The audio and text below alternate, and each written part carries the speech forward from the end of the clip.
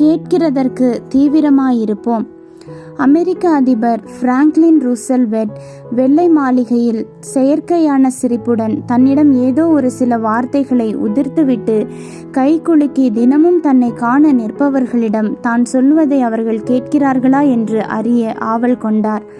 அதற்காக அவர் ஒரு நாள் தன்னிடம் வந்து கை குலுக்கியவர்களிடம் வாய் நிறைந்த புன்னகையுடன், நான் என்னுடைய பாட்டியை இன்று காலை கொலை செய்து விட்டேன் என்று கூறினார்.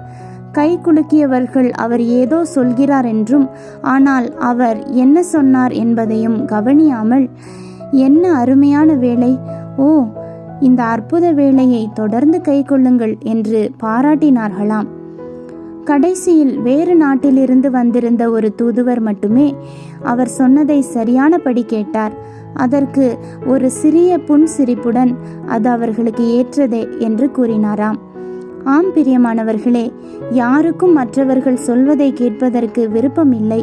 தாங்கள் பேசுவதை மற்றவர்கள் கேட்க வேண்டும் என்றே விரும்புகின்றனர். நம்மிடம் வருகின்றவர்கள் சொல்லும் பிரச்சனைகளை நாம் கேட்கிறோமா என்றால் அநேகருக்கு அதற்கு பொறுமை இருப்பதில்லை. எனக்கே 1000 பிரச்சனைகள், அதில் இவர்கள் படும் பாடுகளையும் நான் கேட்க வேண்டுமா என்று எரிச்சல் அடைவார்கள். சில பேரிடம் பேச சொல்லி பாருங்கள், நாள் போகிறதும் நேரம் போகிறதும் தெரியாமல் பேசிக்கொண்டே இருப்பார்கள். அதை மற்றவர் கேட்கிறாரா இல்லையா என்பதை குறித்து கவலையே இல்லாமல் பேசிக்கொண்டே இருப்பார்கள். எதையாவது பயனுள்ளதை பேசினார்களா என்று பார்த்தால் நிச்சயம் இல்லை. ஊர்க்கதையும் உலக கதையும் தான் முக்கியமாக இருக்கும். சீர்கேடும் கிழவிகள் பேச்சுமாயிருக்கிற கட்டுக்கதைகளுக்கு விலகி தேவ பக்திக்கு ஏதுவாக முயற்சி பண்ணு என்று வேதம் எச்சரிக்கிறது.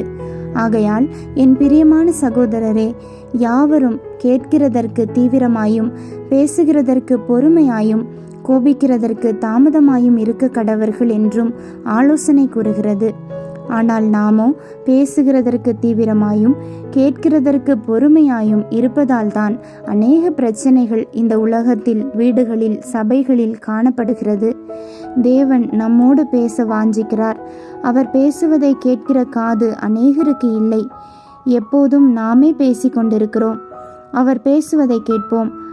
தேவையற்ற வார்த்தைகளை பேசுவதை விட்டுவிட்டு தேவ பக்திக்கு ஏதுவாக முயற்சி செய்வோம். கர்த்தர் சீக்கிரம் வருகிறார். ஆமேன். அல்லேலூயா.